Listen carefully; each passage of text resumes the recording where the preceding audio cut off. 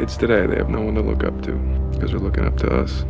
Have you ever noticed that there are some people never bump into furniture or spill soup on their ties or use the wrong fork, or if you're standing near them on the street and the bus splashes you and not them, you wonder why? These people also invariably dashing and have nice, good tailors and know beautiful women. I want to share with you life lessons that I was fortunate enough to learn. I wish I knew 10 years ago. I wish I knew 20 years ago. I've got to the age where I've been around the block a few times. I shouldn't even be alive, to be honest. I felt, you know what? I finally feel qualified to make this video, because before I didn't have enough life experience. So before it's too late, I better make this series of videos. Now, I believe the first step is to understand why all the guides you see online, especially on YouTube, are utter BS. Actually, pretty much all of them make false claims. They're misleading. They're either trying to scam you into selling you something, or a membership or a product. There's none of that here, because if we understand why they're misguided and what they're getting wrong, then we can begin to understand where we need to be and what we really need to address into becoming a real gentleman. But beyond that, just a better human being, a better person in every regard, because that's the ultimate goal. I want you to be the best version of yourself, and I know that sounds terribly cliche. That's my agenda.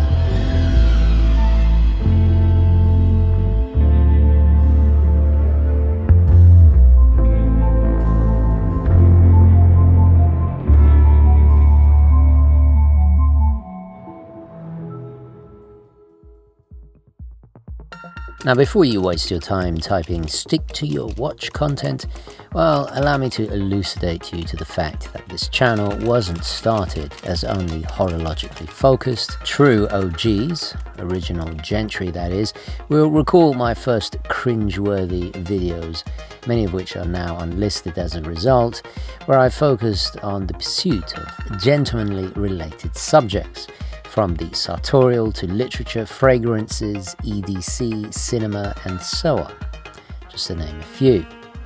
We will return to the importance of these subjects later. Now, over a decade ago, there was simply no such thing as watch-related lifestyle content, and so those early videos went viral, as did my interest in creating them flourish, along with all the vernacular, such as phrases like strap monster, honeymoon phase, tooltastic, even the humble wristwatch check, and so on, all started here first. But instead of giving up on these gentlemanly pursuits, I decided to integrate them via the inclusion of cultural or historical and lifestyle sections into my own brand of sprezzatura in confluence with my watch content, occasionally with specialized standalone videos, but also utilizing these related subjects to differentiate myself from all the overly corporate, unwatchable and derivative imitations of watch enthusiast content. So, context done, let's get back to the subject matter at hand. Now, I really should do a quick wristwatch check, just get it out of the way. Whenever I think of a gentlemanly aesthetic, I think of the 1930s, I think of Art Deco, and the Tissot Janeiro pays tribute to that age. This is actually from the 90s. I've done a whole video deep dive on the history of this piece. Very, very cool. 37mm manual wind, beautiful. And I've paired it with a strap. I actually bought this for an entirely different watch, but this is the Coloreb Ostrich, and I think it really works. In fact, actually, I bought it so many donkeys years ago that I had to double check that it's still on sale, and you can actually get these from Holborn's now, which is pretty cool.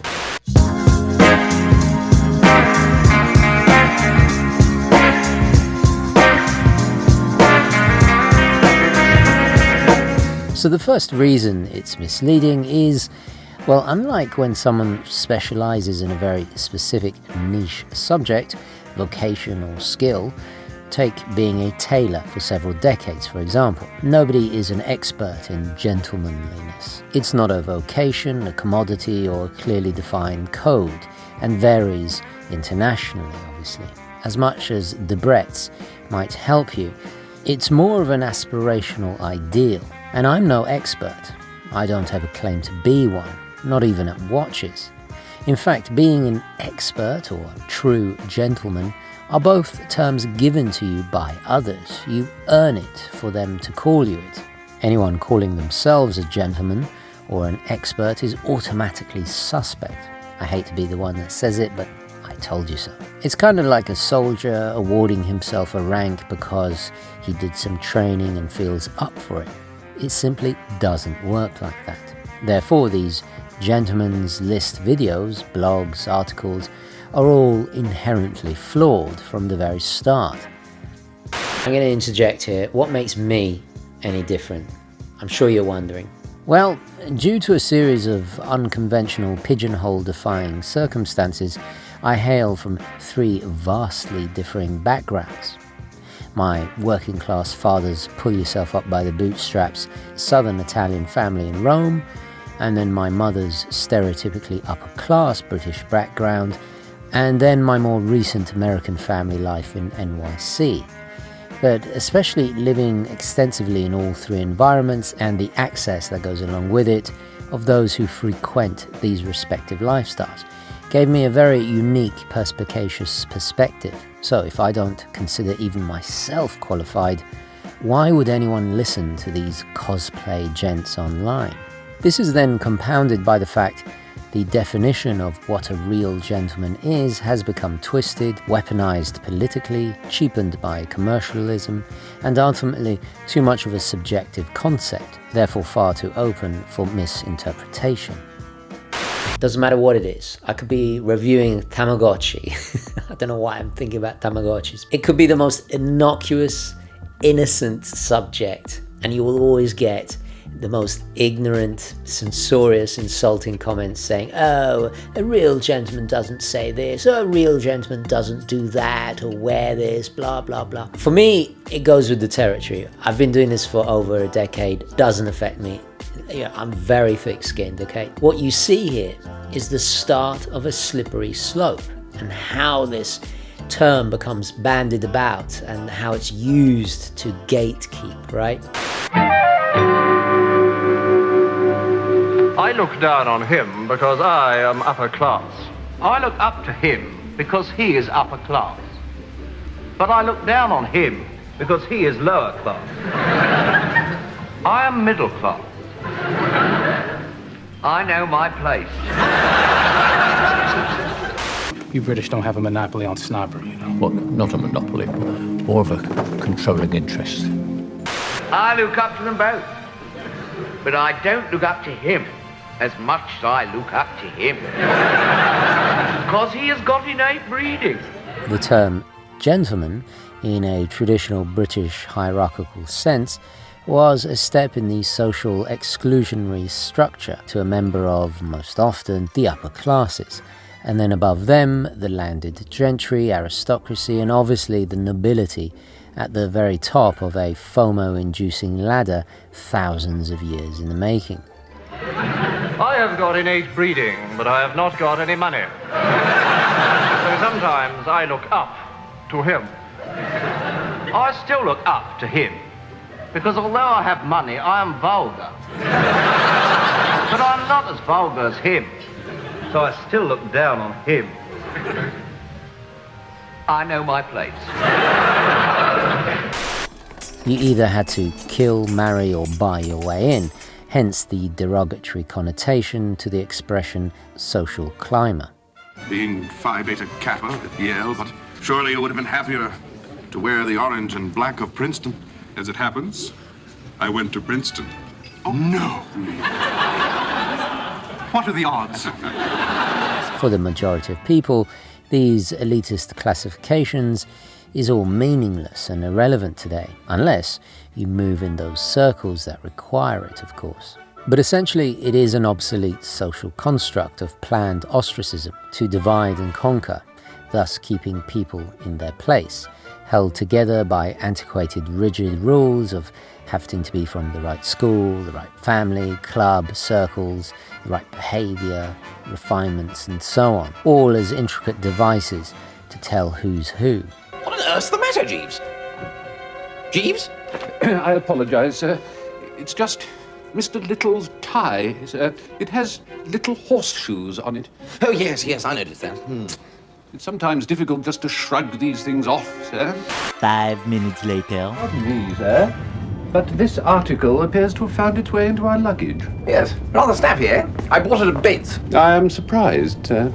Oh, come off it, Jeeves. No mention was made of a carnival or fancy dress occasion, sir? Jeeves, it's a perfectly good hat. The truth is, you only have to know enough people from varying walks of life to soon realise that there are saints and scumbags from all socioeconomic groups, creeds, nationality, races, backgrounds and so on. So therefore, anyone can truly be a real gentleman, or an absolute rotter for that matter, regardless of nature or nurture.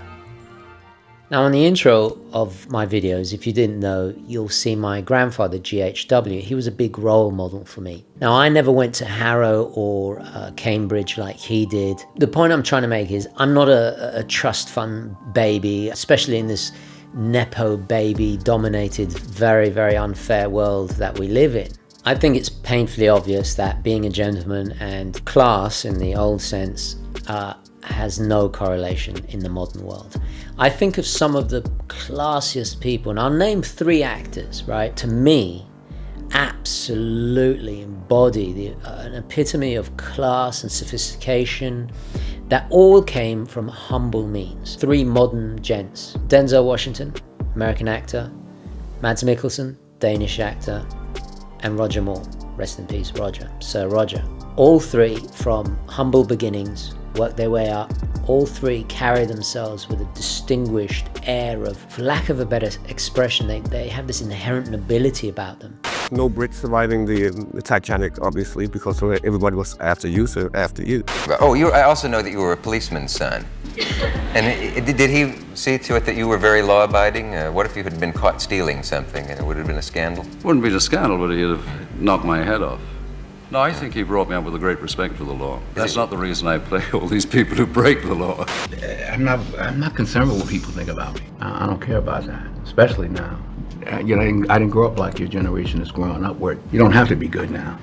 You just have to be eccentric. You just have to do something stupid. You just have to get people to follow you. But I want to make this distinction that class, socioeconomics, background, all of that stuff that has no correlation to being a gentleman. But what these 3 did is they committed. We'll discuss more the importance of mentors, connoisseurship, and role models in part 2. So stay tuned for that as well.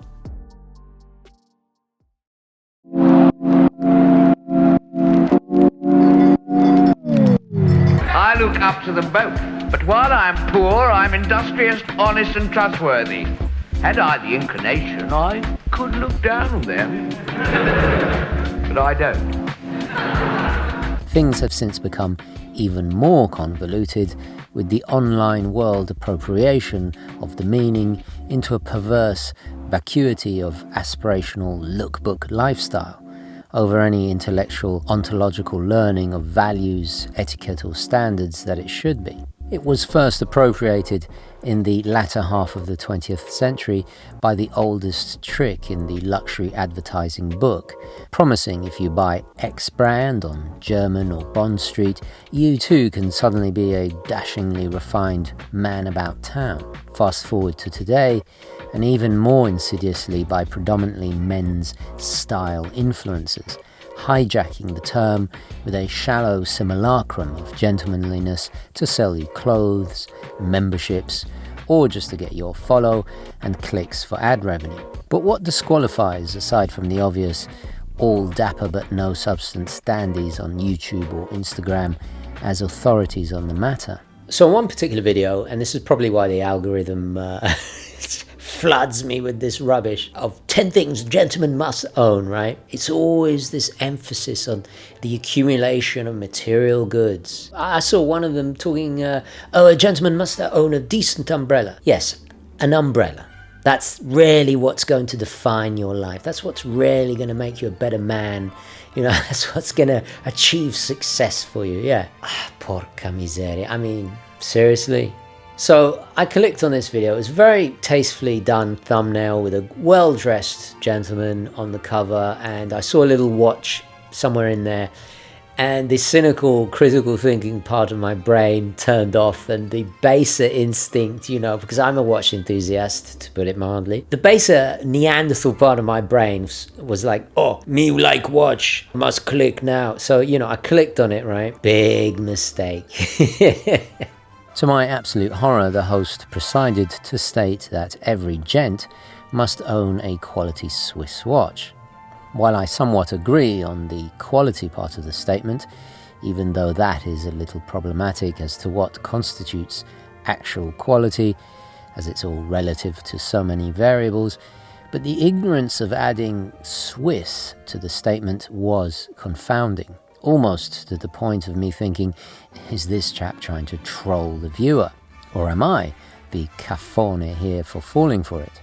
Maybe this is a psyop by the Swiss Federal Intelligence Agency to further their own interests. But conspiratorial flights of fancy aside, it's as if German, Chinese, French, British, American, Japanese, Italian, Indian, and so many other watchmaking nations don't exist. But this was not just culturally elitist, it showed a profound absence of historical understanding. I'm sure many in my audience will remember my deep dives on early German and English mechanical watchmaking during the Middle Ages and into the Renaissance that eventually gave birth to the first portable watches, progenitors of the later wrist-adorning timepieces we all know today. But what's most heinous here is the lack of self-awareness to then spout generalizations or opinions as if it's the gospel truth. This is also troubling as the slickness of the presentation can easily fool the weak-minded, non-critical thinker, or those who simply are not aware of the subject at hand and will therefore take it as fact. I don't know what to do about the depression and the inflation and the Russians and the crime in the street. All I know is that first you've got to say, I'm a human being. God damn it! My life has value! We live in a state of almost mass psychosis, bordering on a Pavlovian-like association of corporate clean presentation with authenticity. People see a well-groomed, friendly, non-threatening mediocrity personified, and they think, yes, this must be the truth. He looks like a nice chap. I'll lap it up unconditionally. And this highlights a really great point. The ability to admit to oneself that we know nothing. In the whole scheme of things, we know absolutely niente. And we never will know it all either. The best way to becoming a well-rounded true gentleman, to refine yourself, we must embrace an autodidactic discipline every day. Just as we work out and do cardio, and I hope you're doing cardio, so is our brain. We must work out our brain, and we must constantly be learning every day, every hour, every minute if you can. I split my day up into segments.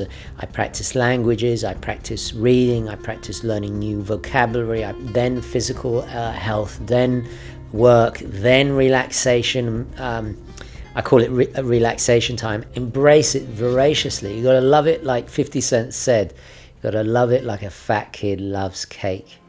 This invariably begs the question, why do these gent-fluers obsess with being a gent in the first place? I feel a lot of it has to do with what Robert Greene said, that most people in this world either want two things, a feeling of importance or money. They obviously see this as a means to acquire both, but also to escape their dull, petty bourgeois limitations, and ironically, the main reason why so many men are attracted to this type of content in the first place.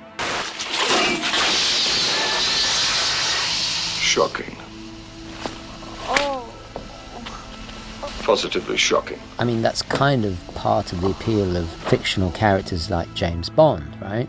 The escapism from often our own overly safe existence to live vicariously through an erudite, obviously intelligent, masculine, confident and stylish figure who risks it all to save the world and always gets the girl, without ever seemingly stop to deal with a hangover, use a restroom or manscape. Speaking of manscaping, do you have big hairy balls like me? Well, I got just the thing. The sponsor of today's video... No. No. I'm being facetious deliberately because that's how most of these gentlemanly videos go, right? Not here. All I ask is that like. Anyway, let's get back to the video. How do you kill 5 hours in Rio if you don't sample? 5 minutes later. My God, what's Bond doing? I think he's attempting re-entry, sir. Naturally, this is only a surface narrative, but it does explain why so much of the focus is predominantly on the veneer of gentlemanliness and why it appeals to us. The reality is, it's easier to play pretend, but simply putting on a sports jacket and hanging a few framed Bauhaus posters on the wall will not transform you into Dickie Greenleaf. And talking of ironies, so many of the style vloggers and bloggers idealize the old money sartorial choices in the venerated The Talented Mr. Ripley movie. You see, one of the core themes is the dangers of not ever forming your own true individual identity. The author, Patricia Highsmith, suggests that the individual has then no choice but to imitate the identities of others to obviously dangerous ends. This obsession with the old money aesthetic, it's completely lost its meaning. Trust me, I'm related to some real old money, not this kind of bastardization or misappropriation that we see today, or spearheaded by shows like Succession, which is actually, those people are new money trying to be or appear to be old money. Real old money are some of the most frugal, unsophisticated, least classy people you'll ever meet, but they are what they are. So they're just trying to copy an aesthetic through an American lens, especially. That show went over a lot of people's heads because they see rich, they think classy, they see this more muted style of dressing of what did they call it? Stealth luxury or quiet luxury? It makes me nauseous just even just even saying it. No. Suddenly a shadow appears on my bench and I look up and it's Marco Pierre White.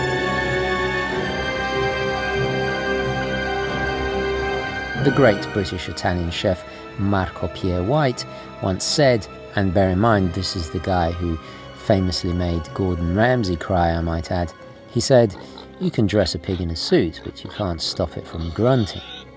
Appearance, style and cleanliness is unequivocally important. Nobody can deny the power of first impressions and the access dressing well grants you, especially in this increasingly superficial world where simply dressing better can open doors and command respect before you've even uttered a word in the most limited vocabulary.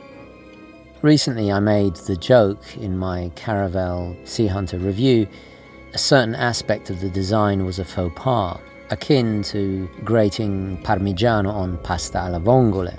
It's a perfect example of no matter how much one fancy dresses as a gent, how quickly you can look foolish because of the lack of personal refinement. Or worse, even insulting others around you, especially if you did this in a restaurant in Italy. The cover of a book is important, but it's always the content and meaning that rarely counts. And a gent should always be culturally aware, worldly, well-rounded, more than just another semi-domesticated bovine in a Savile Row suit that the gentfluencers will have you believe. Therefore, true gentlemanliness can only be attained by, and you guessed it, a constant state of voracious learning, a steady developing of the intellect, refinement, skills, tastes, character, just as much as a strong, ceaseless devotion to developing your own code of principles and personal style relevant to you, all based around a healthy body to support it.